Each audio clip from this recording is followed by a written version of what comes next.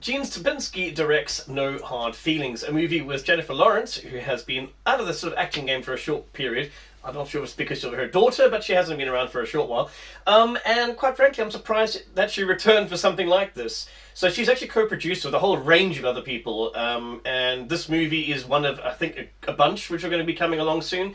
And yeah, it's basically a 90s, early 2000s rom-com.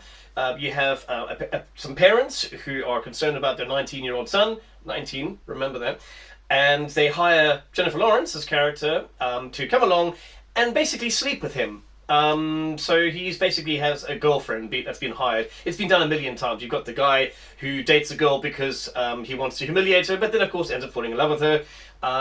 It's been done a lot of times. 10 Things I Hate About You, all that kind of nonsense. So this is a very, very generic storyline. The first, as I mentioned, third, is actually quite funny.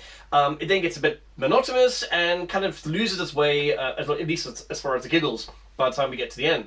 So as I mentioned, it's a kind of a weird, cynical approach to this because, I mean, the kid's 19, the actress herself is 32, and the character she plays is 32.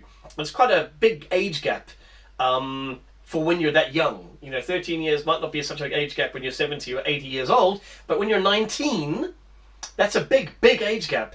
So quite, not so, it doesn't sit so well, quite frankly. Anyway, so the character that Jennifer Lawrence plays is a character who is flawed, of course.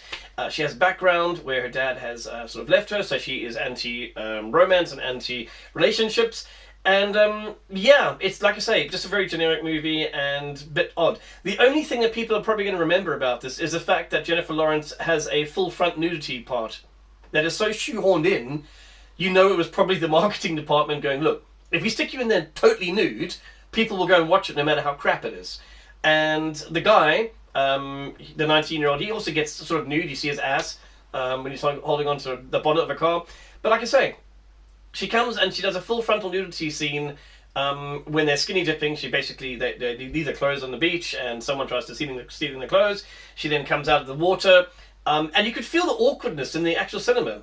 I haven't really experienced that before because it was just so unnecessary. So she ends up fighting whilst naked. It's really, really confused stuff going on here. So yeah, this is probably the only real talking point of the entire movie because everything else is just so meh. You've got Matthew Broderick as the father of the 19-year-old kid, and I just kept thinking to myself, my God, how you have slid from back in Ferris Bueller's days. Yeah, so I'm going to give this a 6 out of 10. It's really something that you can watch at home. I mean, go to the cinema is great because hopefully the cinema won't disappear if you keep going. But yeah, this is a really weird movie. Like I say, quite funny for some parts, and the rest of it just meh.